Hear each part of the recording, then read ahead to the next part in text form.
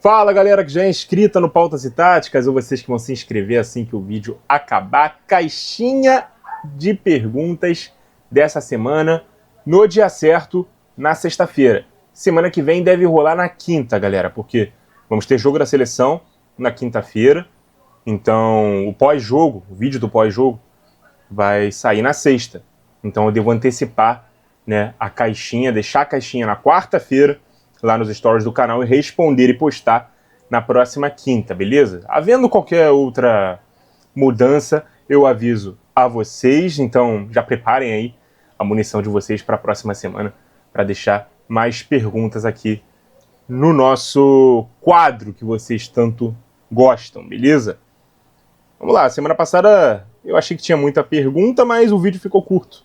Hoje eu tô achando que tem bastante pergunta, bastante mesmo, não parei para contar, mas visualmente falando aqui, eu acho que tem muitas perguntas. Então vamos ver se a maioria delas, né, será respondida ou se vai ter algumas aí que são repetidas. Eu sempre digo a vocês que até 3 perguntas por pessoa, e eu não vou responder perguntas que já foram respondidas em outras caixinhas. Por isso que vocês têm sempre que dar uma olhada, né? Sempre tem que estar atentos aí às caixinhas anteriores, e tem uma playlist aqui no canal com todos os episódios do nosso quadro, beleza? Sem mais enrolação, vamos embora para a nossa primeira pergunta, feita pelo Jorge Barbosa. Se um segundo atacante é mais móvel, quem fica responsável por marcar ele? Cara, não há uma marcação individual, né? O segundo atacante ele sempre vai se posicionar do lado em que está a bola para dar uma opção de passe. O segundo atacante normalmente joga em times que não tem pontas, ou no máximo tem meias abertos que fazem aquele avanço à linha de fundo. E aí depende muito mais da estratégia do treinador adversário, se ele vai adotar uma marcação individual, vai designar um dos zagueiros, ou um dos volantes, ou qualquer outro jogador, um lateral, para acompanhar, né, a movimentação desse jogador, ou se ele vai marcar de uma maneira mais zonal, mais posicional, né, aguardando mais dentro do campo de defesa, marcando com linhas baixas para poder não designar alguém específico para poder acompanhar a movimentação do jogador. O motivo, inclusive, da marcação individual ela ter ficado um pouco de lado no futebol moderno é porque é muito fácil, né, um jogador simplesmente se movimentar e puxar a marcação para uma zona morta do campo, abrindo um buraco estratégico ali para outro jogador infiltrar, quando ele consegue tirar esse cara daquela posição específica e levá-lo para outra, beleza? Mais uma aqui do Jorge. É possível jogar com um segundo atacante sozinho no ataque sem dupla? Cite exemplos. Cara, é possível sim, mas aí normalmente ele vai jogar improvisado em outras posições, né? Ou como centroavante, ou como ponta, né? E nem sempre ele vai ser apto para poder fazer esse tipo de papel. E aí a gente vai ver jogadores como, por exemplo, o Richarlison, né? Como o Gabigol, que são segundos atacantes e aí foram formados em times de 3 jogadores, e aí eles não se tornam tão aptos assim nem para fazer uma função centralizada de costas para a zaga, e nenhuma função mais aberta e mais longe do gol, né, tendo que, né, manter a amplitude, enfim. Esses caras normalmente têm que jogar ao lado de outro atacante, seja um centroavante ou seja um outro jogador mais móvel num ataque, né, com mais movimentação, beleza? Mais uma aqui, 3-3-3-1, sistema base. Cite as vantagens e desvantagens e possíveis variações táticas no seu xodó quadro tático. Cara, 3-3-3-1. Eu nunca vi esse sistema tático na minha vida, cara. O que eu já vi, e o que pode ser semelhante, é o 3-4-3 em losango, né? Que é o 3-3-1-3. Eu vou pegar o quadro aqui, mas esse 3-4-3 em losango, né? Temos vídeo aqui sobre os 3 tipos de 3-4-3 existentes, tá? E aí você pode ir lá ver, né, quais são as variações, e aí vai ter a desse também. Mas eu vou mostrar aqui no quadro, só para você me dizer se é esse o sistema que você quer ver. Que com essa nomenclatura 3-3-3-1, eu confesso nunca ter visto. É esse? 3 zagueiros, 3 volantes, 1 meia e 3 atacantes, né? 2 pontas e 1 9. Aqui um camisa 10, 3 volantes, 3 zagueiros. 3-3-1-3 ou 3-4-3 em losango. Se for esse o sistema tático, só dá uma conferida lá naquele vídeo que eu acabei de falar, né? Os diferentes tipos de 3-4-3. Galera, só um minuto que eu vou fechar a porta aqui, que tá o som da TV da sala, a galera que tá lá assistindo, tá invadindo aqui o quarto. Só um minuto.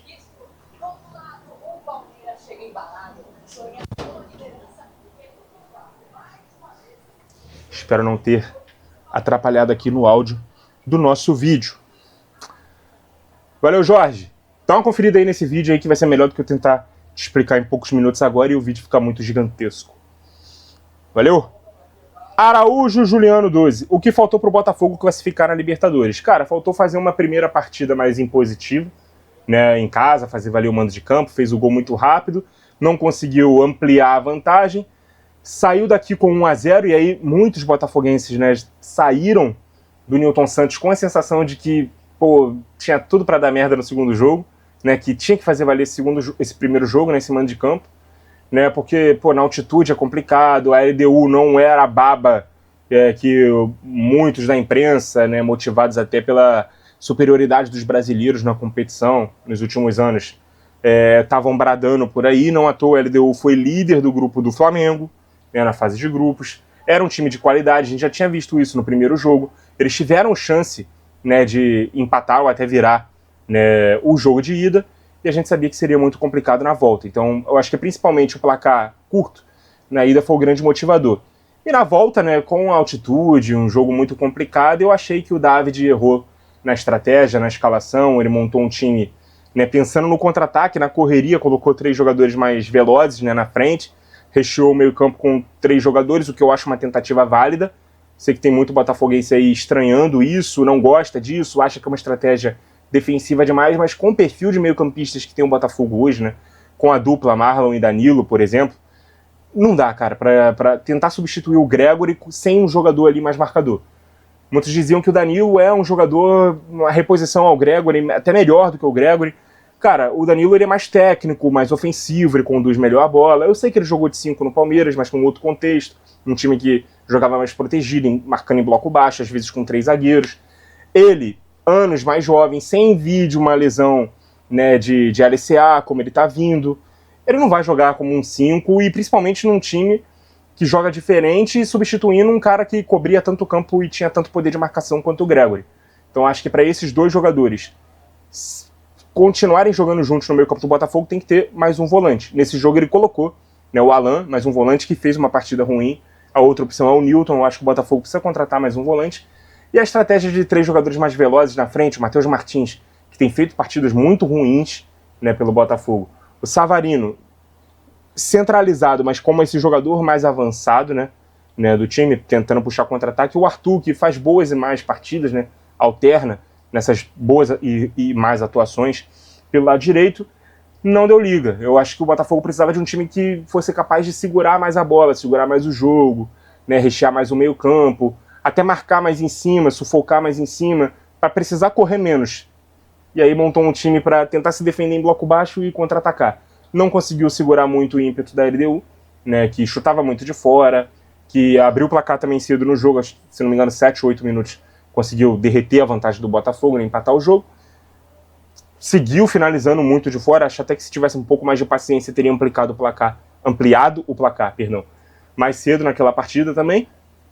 E chegou ao segundo gol num pênalti marcado, né, com uma mão ali do Marlon Freitas na área e converteu a cobrança. Então, cara, pra mim são principalmente esses 2 fatores. Não ter conseguido um placar mais confortável no primeiro jogo e ter errado na estratégia no segundo, beleza?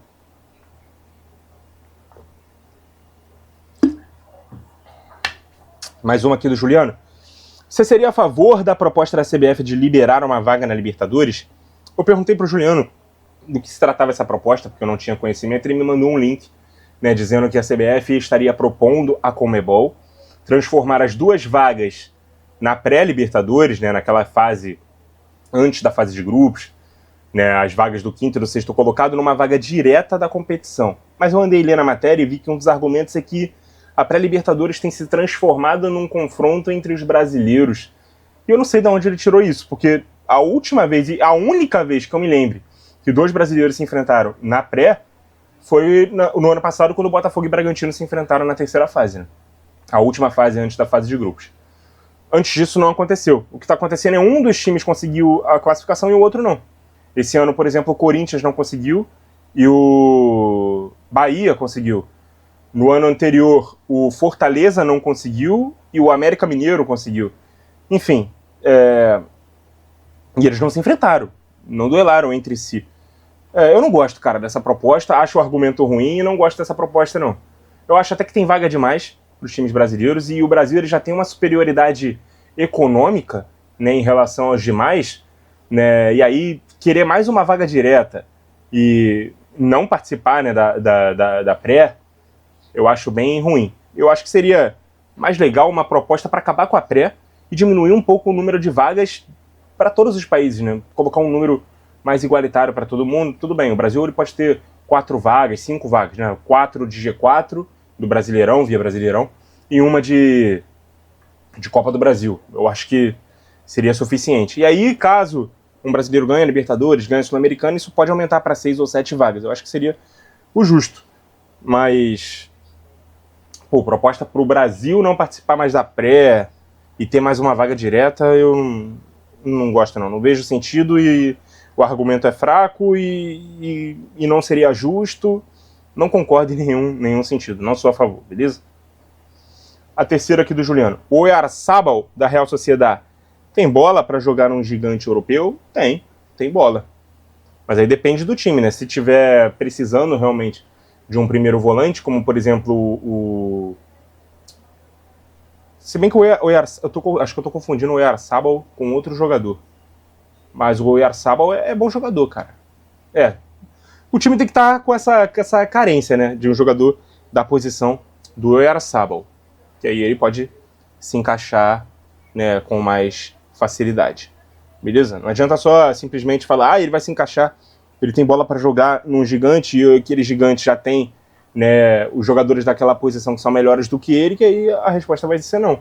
Então, para qualquer jogador encaixar em qualquer time, aquele time tem que ter a carência, né, para que aquele jogador vá lá e supra com qualidade, beleza? Valeu, Juliano. E Vini Santos. Se tivesse que escolher 2 entre Lampard, Gerrard, Scholes e Beckham, quem seriam? Na mesma linha, cara. Aqui 3 aqui são mais box-to-box, né? O Lampard, o Gerrard e o Scholes. O Beckham era um meia que jogava mais aberto, pela direita. Se eu tenho que escolher 2, teria que ser um box-to-box. Pra mim, o melhor dos 3 aqui é o Scholes. Tá? Pra mim, o melhor desses 3 é o Scholes. O Lampard, ele pisava mais na área, ele fazia mais gols. O Gerrard era mais versátil, mas nessa posição do box-to-box é o Scholes, tá? E aí depende. Eu tô precisando de 2 jogadores com essa virtude? Se sim, aí eu contrataria também o Gerrard. Se não, e eu tô precisando de um meio aberto, aí seria o Beckham, tá? Os 2 melhores jogadores aqui pra mim são o Scholes e o Gerrard. O Gerrard, não é nem que a questão do Gerrard ser melhor que o Lampard. Eu acho que vai ter quesitos que um ganha do outro, enfim. O Lampard é um cara que pisa mais na área, por exemplo, mas o Gerrard é um cara mais versátil. Eu contrataria o Gerrard na frente do Lampard. Então, para essa mesma posição, eu contrataria os Scholes e o Gerrard. Beleza? Mais uma aqui do Vini Santos. Teve algum time, jogo ou momento específico que te fez querer estudar a parte tática? Ou foi algo mais ligado à sua profissão? Tamo junto, parabéns pelo trabalho. Obrigado, Vini, pelo elogio, pela pergunta também. Cara, eu não sei se teve algum momento específico, um jogo específico e tal, mas eu lembro que, eu, de certa forma, em algum jogo, que eu não vou lembrar qual especificamente, eu percebi que, cara, os times não jogavam de maneira igual. Os jogadores, mesmo quando jogavam na mesma posição, tinham virtudes, características diferentes. E eu fui atrás de tentar aprender um pouco mais isso, né? De estudar, de pesquisar. Isso eu tinha 10, 11 anos. Por ali por 2006, 2007. Eu gostava muito de ver a Premier League e o Campeonato Italiano, que na época passavam no Esporte Interativo, na Band. Né? Eles ainda não eram um canal independente de futebol, eles faziam parcerias com TVs abertas. Depois da Band eles foram para a Rede TV, depois foi para um outro canal, enfim. Até depois eles terem, né, um canal próprio numa antena parabólica, que era coisa que eu não tinha, também não tinha TV a cabo. Só fui ter ali lá para 2011, por aí. E aí, cara, eu ficava vendo os jogos e queria entender um pouco mais, né? Por que um jogador era diferente do outro, por que um time jogava de forma diferente, por que um cara ia para outro time e não rendia o mesmo que ele rendeu no anterior, quais eram os porquês disso, por que o treinador era tão importante, né? Por que quando o time perdia falavam que tem que demitir o treinador, então eu fui atrás de procurar saber tudo isso aí. E foi por ali, cara, 2006, 2007. Agora, qual jogo específico me fez despertar para isso, aí você tá exigindo demais da minha memória, beleza? Mas o meu gosto por isso, né, de estudar e querer entender um pouco mais isso e perceber que eu estava realmente entendendo sobre isso, me despertava mais e mais vontade de querer saber muito mais e fez eu escolher a minha profissão de jornalista, beleza? Jornalista esportivo. Valeu, Vini. Deixa eu beber uma aguinha aqui.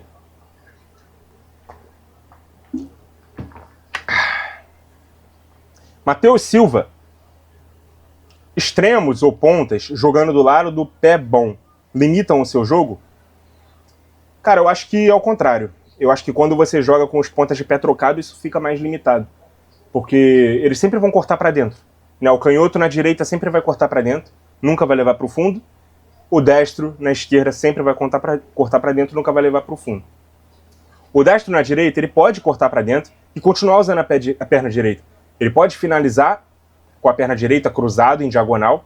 Se você já jogou bola, você sabe, né? Que se você é destro e joga pela direita, você tem muito mais aptidão para poder finalizar também com o seu pé certo, né? Do que com o seu pé errado. Então, se você é destro e jogar pela esquerda, você não vai para o fundo e cruzar com o pé esquerdo. Você não vai tentar esse tipo de jogada que é mais difícil. A mesma coisa se você for canhoto e jogar pela direita. Você não vai levar para o fundo, você sempre vai cortar para dentro. E se você for canhoto e jogar pela esquerda, você também vai ter boa aptidão em ângulo, tanto para levar para o fundo quanto para entrar na área em diagonal e tentar finalizar, beleza? E eu nem sou ponta, tá? Mas, como eu disse, jogando na quadra a gente faz um pouquinho de tudo. Então a gente tem ali essas situações também de ataque. E eu, sendo destro, eu prefiro jogar pelo lado direito, tá? Atacando ou defendendo, sempre prefiro jogar pelo lado direito. Mais uma aqui do Matheus. Cuca provavelmente será demitido. Foi, tá? Foi, nessa manhã. Eu não sei se ele foi demitido ou se ele pediu para sair, mas não é mais o técnico do Atlético. Qual seria o tipo de treinador a se procurar agora? Difícil, cara. Muito complicado. Muito complicado. Mas de preferência um que não seja muito diferente dele, porque ele que montou o elenco, ou ele que deu o aval para a montagem desse elenco. Então um cara que tem as mesmas virtudes e características dele. Porque se no meio da temporada, aliás, já estamos mais da metade da temporada, né, tendo ali Sul-Americana, Copa do Brasil e quase um turno inteiro de Campeonato Brasileiro pela frente, se contratar um outro cara com uma filosofia diferente do cara que estava lá desde o início do ano, é mais difícil de dar certo. Então, que o Atlético vise contratar um treinador mais semelhante às virtudes táticas do Cuca e não tão diferente, beleza? Ah, mas se fosse assim não precisava trocar o técnico. Exatamente, não precisava trocar o técnico, é a minha opinião. Mais uma do Matheus. Jogador brasileiro tem mais dificuldade para chegar na seleção do que um europeu? Se sim, por quê? Cara, tem várias camadas essa pergunta aqui. A gente viu o Ancelotti falar nessa semana, numa entrevista exclusiva para o PVC, para o UOL, né? O UOL Sport. O PVC perguntou para ele, em cima de uma outra resposta que ele deu, né? Que ele tinha cerca de 70 jogadores na lista dele, né? De observáveis, e por isso que ele iria priorizar jogadores que são titulares e que estão 100% fisicamente. Porque quem não está, vai dar lugar ao outro que esteja, porque a competição é muito grande. Em cima dessa resposta, o PVC perguntou, se você treinasse a Espanha, por exemplo, você teria 70 jogadores para observar? Ele disse que não. Né, porque a Espanha não tem tantos jogadores assim, né, observáveis para se montar no nível de seleção. E isso pode ser bom ou ruim, cara. Você pode dizer que, inclusive o Ancelotti fala isso, que o Brasil nunca vai ter um problema geracional, porque tem muitos jogadores, sai jogador, né, o tempo todo daqui, tem muitos clubes formadores, não, então talento sempre vai existir. Ah, mas não é igual o talento de décadas atrás. Podemos concordar, mas talento tem. A gente não tem que comparar com o futebol que era jogado antigamente, a gente tem que comparar com o futebol que é jogado hoje pelas outras seleções, que serão as nossas adversárias. Então o talento sempre vai sair daqui. E o Ancelotti, que é um treinador italiano, sabe disso. Né, em pouquíssimo tempo aqui, ele já se ligou que aqui é muito mais prolífero em relação ao jogador do que na Espanha, por exemplo, onde ele estava treinando, né, não na seleção, mas no principal clube do país, por anos e anos, e tendo inclusive 2 passagens. E a gente pode estender isso, acho que para qualquer seleção, cara. Então você tem esse lado, que é um lado mais positivo de observar, que tem muitos jogadores, né, para poder trocar e tal, E o lado negativo é que, pô, a gente tá há menos de um ano da Copa e tá fazendo teste aí, cara. Era uma hora que a gente devia estar com um grupo fechado, ou mais próximo disso, uma coisa ou outra ali para ajustar, de repente, do time reserva, ou uma dificuldade ou outra ali do time titular para ajustar dentro de jogadores que já são consolidados dentro do grupo. E não, a gente não sabe se exatamente o time titular tá fechado. E, cara, tem jogadores aí que o próprio treinador fala que não precisam ser observados porque ele já conhece eles e tá fazendo teste. Trazendo jogadores que ele ainda não trabalhou, que estão em mercados periféricos, enfim. Então eu acho que a gente tá atrasado, cara. Essa última troca de técnico aí atrasou muita gente. Não que a gente estivesse andando com o Dorival, mas o ideal era que a gente estivesse com o treinador que vai comandar a seleção na Copa o ciclo inteiro. Por isso que é tão importante isso, cara, da continuidade. Então, sim, é mais difícil, né, o jogador brasileiro chegar na seleção porque a concorrência é maior. E eu acho isso ruim, bem ruim. Eu acho que a gente devia estar num estágio mais avançado ali da montagem do grupo. Ah, é panelinha. Não é panelinha, é sequência do trabalho. É convicção dentro do que você está fazendo e consolidação de uma ideia de jogo, de padrões, enfim. Vamos esperar para ver aí. A gente ainda tem mais algumas datas FIFA aí nesse ano e até a Copa, mas não são muitas também. Obrigado, Matheus. Elivelton Guedes 16. Mesmo com pouco tempo, dá para tirar alguma coisa sobre o trabalho de David Ancelotti, né, o técnico do Botafogo, né? Cara, eu acho que ele estava seguindo um caminho bem linear ali no começo e agora ele já, acho que até com as trocas que foram feitas no elenco, né, e também algumas perdas de lesão, ele meio que está tentando ali enxergar qual vai ser o time ideal dele. Como eu disse, eu acho que ele está tendo a predileção ainda pelo 4-4-2 em duas linhas de 4.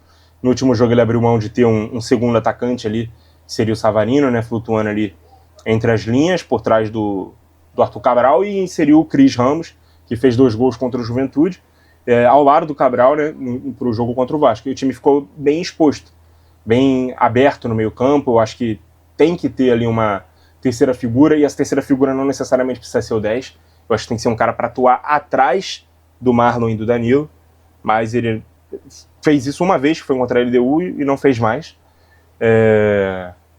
As pontas, eu queria ver mais o Barreira, né, pela direita, ele tendo mais minutos, ele sendo testado como titular, por exemplo. Gostaria de ver o Montoro numa posição mais centralizada também, né? Ele joga muito aberto, ele é um meio aberto, mas eu gostaria de vê-lo, por exemplo, na função de 10, se possível, no losango de meio campo, por exemplo, um time sem pontas, mais liberdade para os laterais. Eu acho que seria viável esse teste. Então, cara, por enquanto ele só tá mantendo ali o mesmo esquema de sempre e fazendo trocas pontuais de um jogo para outro de peças, tá? E não necessariamente isso tá encaixando num time que dá para se dizer que é confiável. Inclusive, uma curiosidade, o time melhorou muito seu desempenho fora de casa e piorou em casa em relação ao Renato Paiva. Beleza? Valeu, Elivelto. Tô falando muito e ficando com sede, hein, gente. Tô sentindo falta da minha serva aqui de sexta. Stephanie Gabriele. Expectativas para os jogaços de fase de Liga da Champions essa temporada. Deixei até aberto aqui os principais confrontos aqui dos times do pote 1, para poder falar sobre isso. Deixa eu abrir aqui.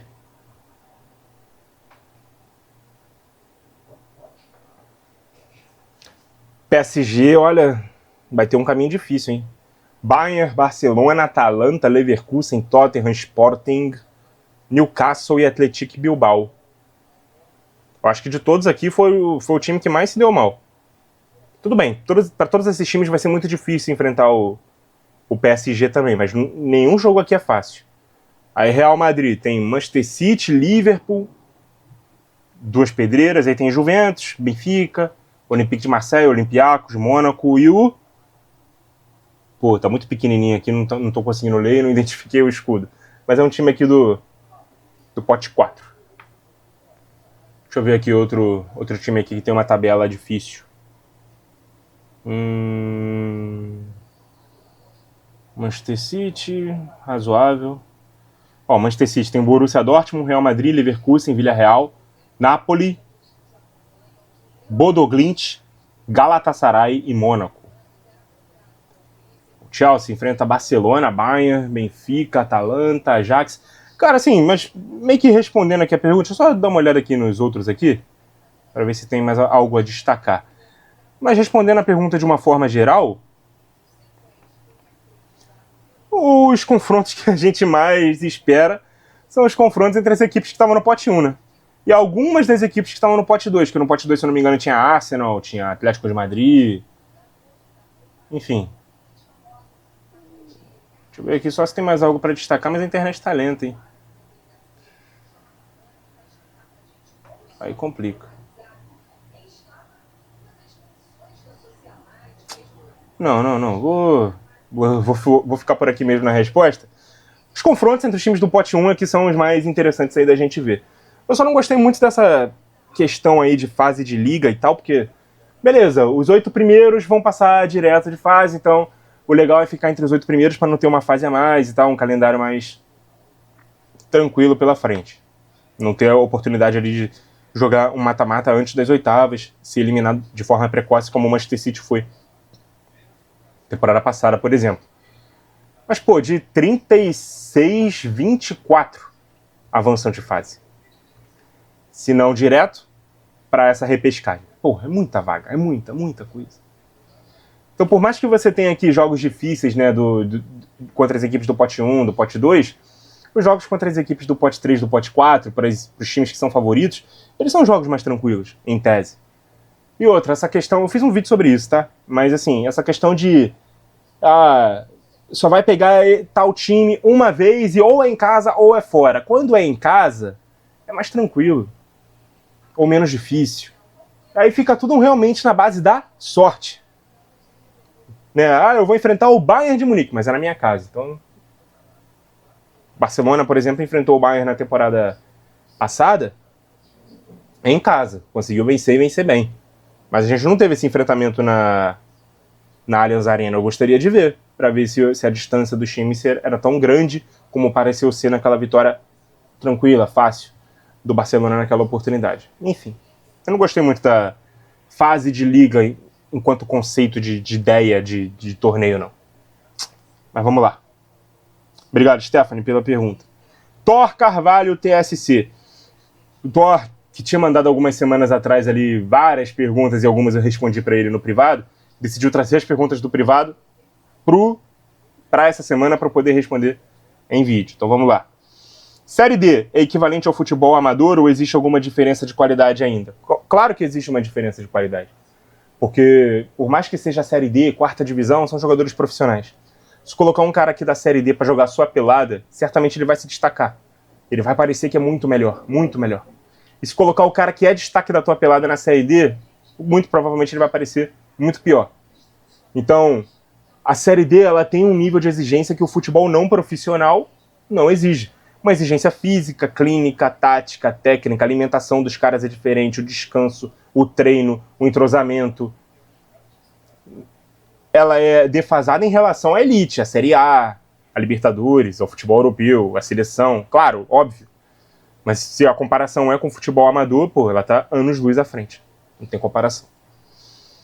Mais uma aqui do Thor. Você pode falar sobre injustiças e favorecimentos no futebol? Ele desenvolveu um pouco mais, né, essa pergunta no privado, e ele começou a falar sobre algumas teorias da conspiração, né, sobre, por exemplo, será que o Flamengo já caiu, como dizem, ou deveria ter caído, como falam e tal? E, cara, isso aí muitas vezes é uma distorção da verdade. Ele dá o exemplo ali também do o Real Madrid, nos anos 50, 60, ele cresceu no franquismo, né, no período ditatorial ali do coronel general, sei lá, Francisco Franco. E, mano, isso aí são argumentos que com certeza os torcedores rivais vão usar para provocar e tal, enfim. E às vezes são verdades deturpadas, às vezes tem detalhes que são omitidos. E, por exemplo, vou falar aqui sobre o Flamengo. Muitos dizem que ele deveria ter caído, né, no Brasileirão de 95, porque ele ficou entre os 4 últimos ali na classificação geral. e mudaram o regulamento para cair só 2. O regulamento sempre foi de cair 2. Se fosse o regulamento atual, ele teria caído, mas o regulamento era de serem 2 rebaixados. Ele foi um dos 4 últimos, mas só caíam 2. E só caíam 2, por isso ele não caiu.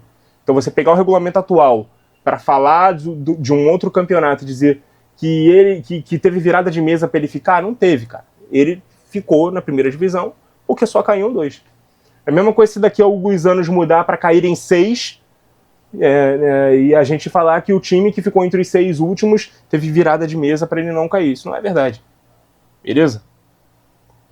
Então, quem sou eu para falar sobre injustiça e favorecimento no futebol? A gente sabe que rola erro de arbitragem, alguns erros são erros mesmo, desatenção, alguns são de realmente mau caratismo, mas a gente não tem como provar. A gente sabe o que acontece, mas não tem como provar. Beleza? Mais uma aqui do Thor. Quais jogadores você acha que foram superestimados por seu highlights no YouTube? Falando do Gullit, que era um desses casos, por isso foi reserva a vida toda. O Gullit foi reserva? Você é louco. O Gullit jogava muito no Milan. E na seleção da Holanda também. Então pode tirar o Gullit dessa conta aí. Agora, superestimados pelos highlights, Quaresma, sem dúvida. O Quaresma, cara, ele era um jogador de jogadas, de muitas jogadas e menos de jogos. Tá? Tinha jogo que ele sumia. Denilson. Denilson não foi isso tudo. Denilson era muito bonito de ver jogar. Mas ele não era um jogador de tanta regularidade e tal. De grandes partidas memoráveis. Primeiro lance que te vem à cabeça quando pensa no Denilson. Certamente aquele de 4 turcos correndo atrás dele ali numa jogada ali de linha lateral, segurando o final de jogo numa semifinal de Copa do Mundo. Tem algum outro lance assim que você lembra fantasticamente do Denilson? A caneta no Puyol, porque ele vive falando e por isso vive reprisando. Quando ele jogava no Bet. E eu não tô falando que ele é um jogador ruim não, tá? Tô falando que ele é superestimado pelos highlights. Enfim, já citei 2 aqui, já tá bom, né? Beleza. Valeu, Thor. Felipe Gabriel, Luciano Juba, o melhor lateral esquerdo do Brasil em 2025? Sim. Sim. Pergunta direta, resposta direta. Sim. É o melhor lateral esquerdo do Brasil em 2025. Ou pelo menos do Campeonato Brasileiro. Valeu, Felipe. Só essa, Felipe? Deixa eu ver se tem mais do Felipe. Só essa do Felipe. E ainda tem pergunta pra caramba. João Destro 77. Por que o 4-3-3 com tripé no meio campo foi tão pouco adaptado aqui no Brasil, diferente do 4-2-3-1? Porque a gente ficou muito tempo jogando no 4-2-2-2. E aí quando a gente mudou pro 4-2-3-1, você lembra? Ou a gente abria um dos meias e recuava um segundo atacante para fazer esse papel de ponta, ou abria os 2 meias e recuava o segundo atacante para fazer o papel desse meia centralizado. Então, era considerado, até hoje por alguns é considerado, né, algo muito defensivo jogar com 3 volantes. Falei aqui do Botafogo, tem muito torcedor do Botafogo que acha que é retranca, cara, se jogar com 3 volantes. Se jogar com Alan, Newton não, mas pode ser o Newton também, mas por exemplo, Alan ou Newton mais Marlon e Danilo. Cara, se jogar só o Marlon e Danilo, praticamente não tem volante aqui. Tem 2 jogadores muito ofensivos, tem 2 camisas 8. Os 2 podem jogar de 5, mas não são 5. Então, quando a gente fala que tem que colocar mais um jogador ali, é um cara que faça a melhor marcação para esses 2 caras jogarem mais à frente. É como se você tirasse o Casemiro do trio com o Modric e Kroos no Real Madrid e jogasse com o Modric e Kroos de dupla de volante. Eles não vão ter a mesma pegada na marcação, mesma contenção, proteção à defesa, do que tem jogando um pouco mais à frente com o Casemiro por trás deles. Busquets, Xavi e Iniesta, talvez nem seja o melhor dos exemplos, porque o Busquets não era tão marcador assim, mas ele era um grande elo ali, né, para fazer o Xavi e Iniesta jogarem um pouco mais soltos, em um time, né, que se impunha mais no meio campo, que marcava mais pressão, não era um time que dependia muito assim do seu volante para marcar tanto e tal. Se depender dessa galera aí que acha que jogar com 3 volantes ou 3 meio-campistas sem um 10, né, é defensivo demais. Então tudo isso aí explica, né, porque que o 4-3-3 foi tão pouco difundido aqui no Brasil em relação ao 4-2-3-1, beleza? Apesar de ter nascido no Brasil, tá? Uma invenção de Mário Jorge Lobo Zagallo, enquanto ainda era jogador. Ele percebeu que, com o Nilton Santos subindo muito pela esquerda, ele tinha que se tornar um terceiro meio-campista e abrir aquele corredor para que o Nilton Santos chegasse à linha de fundo. E aí, a seleção de 62 já jogou dessa forma, né? No 4-3-3, não mais no 4-2-4. Mais uma aqui do João. Quais os melhores zagueiros, laterais e volantes que você viu exclusivamente no quesito defensivo? Zagueiro, Maldini. Lateral, Thuram. E volante, Casemiro. Os três, no quesito defensivo, os melhores que eu vi. Maldini na zaga, Thuram na lateral e Casemiro volante. Beleza? Mais uma aqui do João. No auge, preferia Pirlo ou Busquets no seu time? Busquets. Gosto muito do Pirlo, mas Busquets. Acho que os dois aqui, nenhum dos dois aqui é um grande marcador, tá? Mas o Pirlo precisava jogar mais protegido. O Busquets, ele jogava num time que tinha o contexto, né, de marcar mais pressão, e ele conseguia também ser esse jogador de maior pressão ali no campo de ataque, né, defender dentro do campo de ataque. Impedir que o adversário saia com a bola. O Pirlo não. O Pirlo era um 10 jogando de 5, precisava de dois mais marcadores ali na frente dele. Ambrosini, Gattuso, enfim. Por isso eu prefiro o Busquets. O Pirlo era excelente, tá? Mas, por exemplo, eu coloco o Xabi Alonso à frente do Pirlo. Por exemplo. Valeu, João. Jonathan Silva 07. Escolha um, banque outro, venda outro. Casillas, Courtois, Oliver Kahn. Dos três aqui, o Casillas é o melhor goleiro. Vou colocar o Kahn no banco e vender o Courtois. O Kahn foi o cara que fez eu torcer pro Bayern, inclusive. Já contei essa história aqui. Vou vender o Courtois, que eu acho que no auge aqui, o auge do Courtois é o que tá rolando agora, né? Eu ainda acho o Kahn mais goleiro que ele, o Casillas também. Dos três aqui, o Casillas é o melhor, então o Casillas é o titular. O Kahn vai ser meu reserva e o Courtois eu negocio, beleza? Mais uma do Jonathan.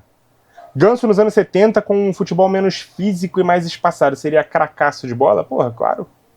Com certeza. Ele faria a função ali do Didi, do Gerson, né? Um segundo meio-campista, né? Um meio-campista de mais pausa, para a bola, levanta a cabeça e toca. Nesse futebol dinâmico, ele não consegue ser nem segundo volante e nem o camisa 10 que pisa tanto na área, né? Ele não gosta, ele não tem isso como virtude, como característica dele, né? A pisada na área. Ele é um cara que enxerga muito bem o jogo, tem boa visão de jogo para poder fazer os passes. Se ele tivesse um pouquinho mais de contenção no meio, ele seria um ótimo segundo volante. Nesse período aí mais espaçado e menos físico, como você citou, ele seria um bom segundo meio-campista, né? Um camisa 8.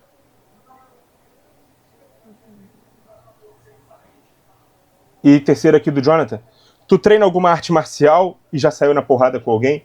Cara, já saí na porrada com meus primos, quando eu era mais novo.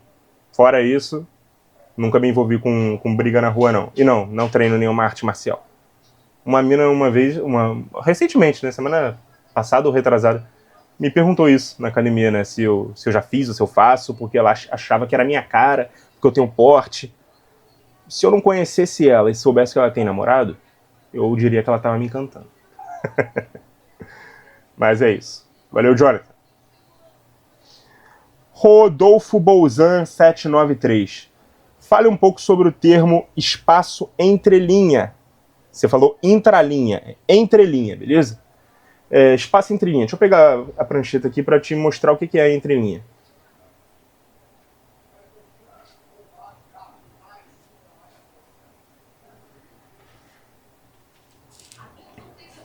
Tá vendo esse time jogando no 4-4-2? Uma linha, duas linhas, três linhas. O espaço entre uma linha e outra é a entrelinha.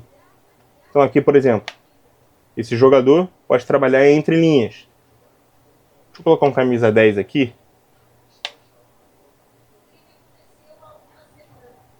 Não, camisa 10 seria aqui, ali era o 5 mesmo, tá certo.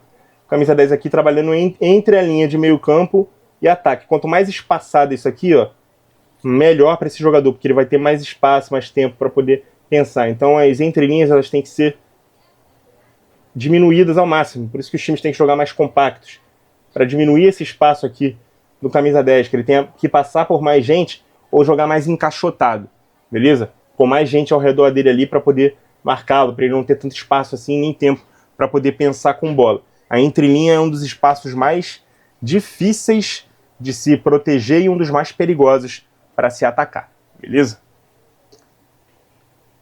Tomara que tenha dado aqui para entender essa explicação bem rápida do que seria uma entrelinha.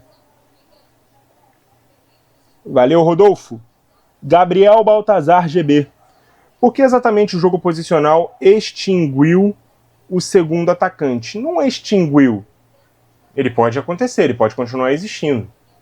Mas se a maioria dos times está jogando com 3 atacantes, então é melhor você ter 2 pontas, né? Espaçando bastante ali a marcação, jogando quase que na linha lateral e o centroavante na área. Né? Para que você vai jogar com 4 atacantes? Tem time que joga aí com 4 atacantes, mas aí não é jogo posicional. Né? E joga com 4 atacantes, sendo que 2 tendo que voltar para marcar, sendo ali aqueles meias abertos ou wingers, né? Não é exatamente o 4-2-4, quando muita gente bate o olho na escalação e fala, pô, tem 2 pontas e 2 atacantes, é 4-2-4. Isso me irrita, cara. Puta merda. Principalmente quando eu vejo na televisão. Pô, é uma preguiça intelectual de olhar o jogo e entender como o time tá se comportando, né? Só querer bater o olho na escalação, ver o rótulo ali do cara. Esse é ponta, esse é atacante, esse é meia, esse é volante. E achar que tá falando de esquema tático. E não tá. Isso me irrita bastante. Mas é isso. Não extinguiu não, tá?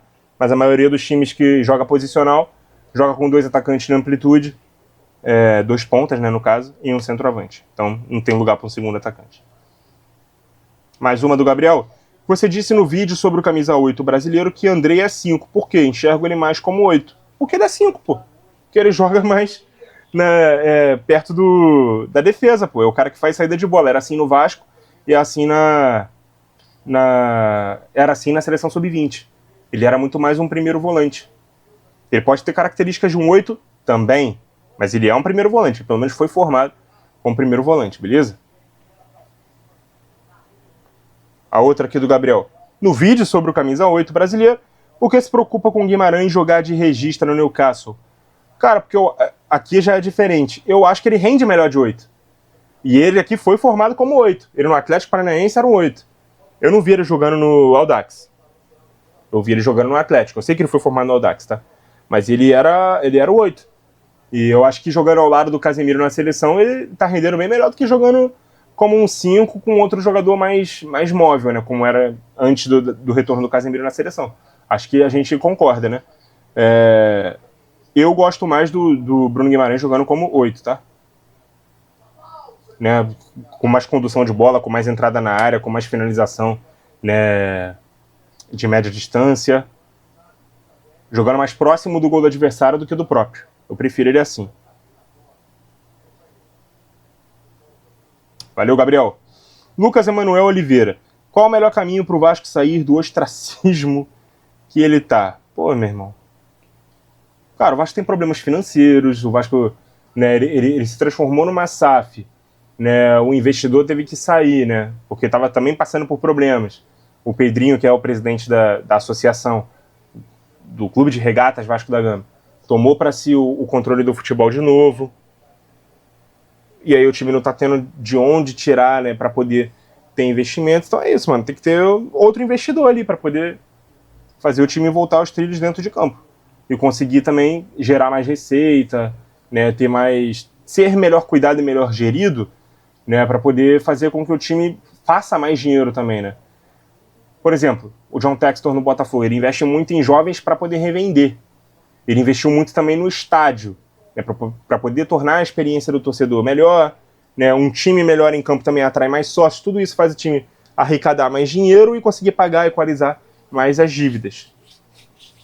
É isso que o Vasco tem que fazer, tem que conseguir vender a sua SAF, né, para um gestor que faça com que o time equilibre mais as suas contas, invista mais no elenco e consiga fazer as coisas irem bem tanto dentro quanto fora de campo. Com o tempo, isso vai se transformar em resultados desportivos. Tá? O que aconteceu com o Botafogo, na velocidade que o Botafogo conseguiu, é um incomum, tá? O raro seria durar mais tempo para o Botafogo começar a brigar e ganhar, né? Taças importantes como conquistou ano passado. Mais uma do Lucas. Coutinho completou um ano de Vasco. Qual a sua avaliação? Eu acho que ele tá bem abaixo. Eu acho que ele tá melhorando nesses últimos jogos. Eu acho que realmente demorou bastante para engrenar. Acho que a expectativa era maior do que o que ele realmente poderia entregar. Eu acho que se ele fosse o que a torcida do Vasco estava esperando, que era o Coutinho do Liverpool, ele estaria lá até hoje. Ou estaria no Barcelona. O Barcelona não teria emprestado pro Aston Villa, pro Bayern, onde ele até jogou bem, mas foi reserva. Não por culpa dele. Porque os jogos que ele jogou, ele foi bem. Chegou a marcar hat-trick. Chegou a fazer 2 gols naquele 8-2 contra o Barcelona saindo do banco. Coutinho jogou bem no Bayern, mas não o suficiente para fazer com que, por exemplo, o Bayern quisesse investir e comprar ele. Não comprou, não exerceu esse poder de compra. E o Aston Villa, né, que pegou por empréstimo, depois contratou, depois emprestou ele para um time lá do Catar, se eu não me engano. Emprestou para o Vasco no segundo momento e agora vendeu, em definitivo, para o Vasco, também abriu mão dele. Então, quando um time já de segunda prateleira da Europa já abre mão de um jogador como esse, a gente não pode esperar que ele vai chegar no Brasil, né, com a exigência do futebol brasileiro de hoje, que já é bem melhor do que de 5 anos, 10 anos atrás, e vai chegar aqui arrebentando. Não vai. Tá? Então, mas, dito tudo isso, eu acho que ele tá melhorando seu desempenho nos últimos jogos, tá? Da partida do Santos, lá do 6-0 para cá, ele tem feito boas apresentações.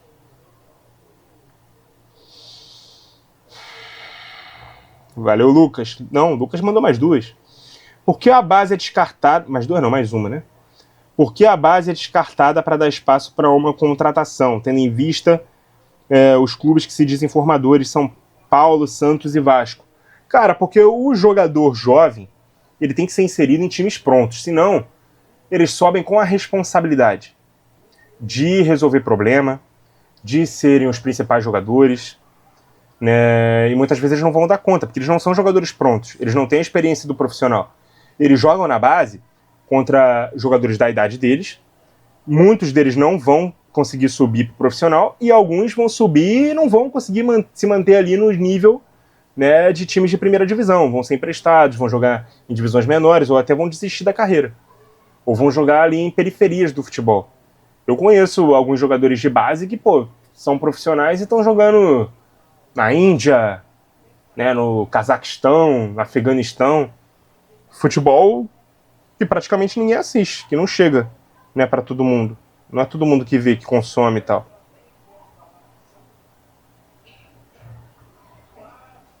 Então, o moleque da base, ele tem que subir fora os extra classe, né, os que são realmente diferenciados, que vão chegar e não vão sentir o peso de jogar no profissional, mas a grande maioria deles tem que subir em times cada vez mais prontos para eles poderem, né, ganhar essa moralzinha aos poucos, tá? Enfim. Então, às vezes, eu até concordo, tá? Que mais vale, muitas vezes, apostar na base, se você quiser compor elenco, do que contratar um jogador que a gente sabe que é meia boca, né, para ser reserva. Mas aí precisa ver, né? Como é que vai fazer essa promoção aí desse moleque da base. Se ele tiver que jogar todo dia, toda hora, todo jogo, né? E como titular, porque o titular não tá dando conta do recado, aí mais vale você contratar um cara mais experiente, mais experimentado em outros clubes grandes profissionais para poder incorporar ali o teu elenco, beleza? Valeu, Lucas. Mas até o Santos, ele ainda forma e ainda usa bastante a base, tá? Diga-se. Agora sim, Lucas, obrigado aí pelas suas perguntas. Topzera 1910. As torcidas mais apaixonantes que você já viu, incluindo mosaico, apoio, músicas, etc. Não vou falar da minha não, tá? Porque senão é chover no molhado. Vou falar da minha torcida. Cara, eu gosto muito da torcida do Corinthians. Gosto muito da torcida do Corinthians.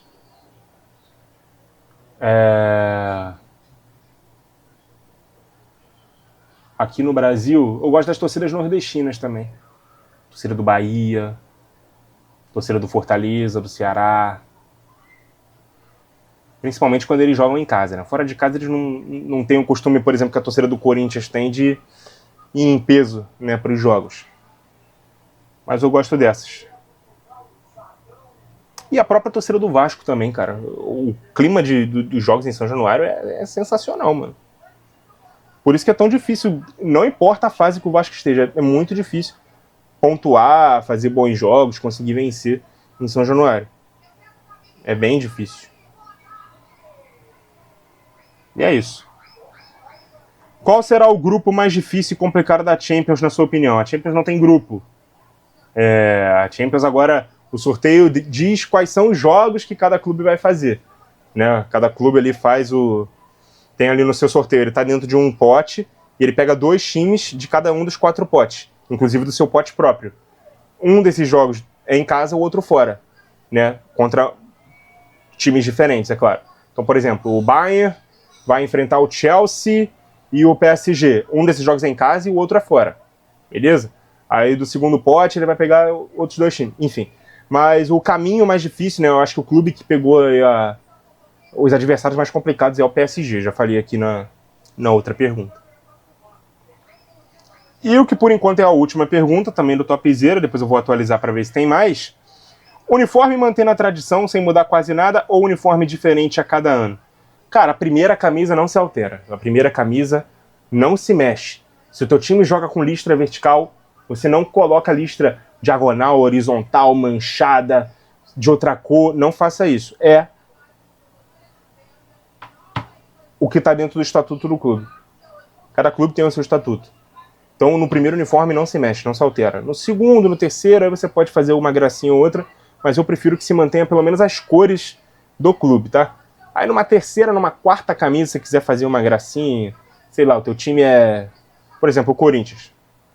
O Corinthians é preto e branco. Ele já teve camisa roxa, ele já teve camisa vinho, já teve camisa bege. Aí, beleza, se perdoa, mas era sempre a terceira camisa. A primeira é a branca, a segunda é a preta, ponto. Beleza? Botafogo, primeira camisa, listrada em preto e branco. Segunda é preta, terceira branca, ponto. Ah, preta com dourado, preta com branco, preta com bronze, branca com prateado, branca com cinza, branca com preto, mas predominantemente preta, predominantemente branca e a primeira camisa listrada em preto e branco. Inclusive no Estatuto do Botafogo consta que tem que ter 5 listras pretas e 4 listras brancas, porque é o número de listras que tem na bandeira do clube. Eu acho isso foda, foda. Não pode mexer no número de listas. Então, se um fornecedor de material aí quiser fazer a lista mais grossa, mais fina, mas alterar o número de lista, não pode. Tá no estatuto do clube que tem que ser 5 pretas e 4 brancas na camisa inteira, beleza? Vou atualizar aqui para ver se tem mais pergunta. Apareceu mais uma pergunta do Felipe Malheiros. Por que há tantas confusões entre jogo posicional e funcional? Cara, eu não acho que haja confusão, não. Acho que tem gente que não sabe o que é. E aí eu convido, né, as pessoas a assistirem os vídeos que eu tenho aqui no canal explicando o que são os 2 conceitos. Mas, basicamente, o posicional ele é um estilo de jogo mais pré-determinado pelo técnico. Né, de ocupação de espaço, de simetria, né, de amplitude, profundidade, de troca de passes, de triangulação, de uso do terceiro homem.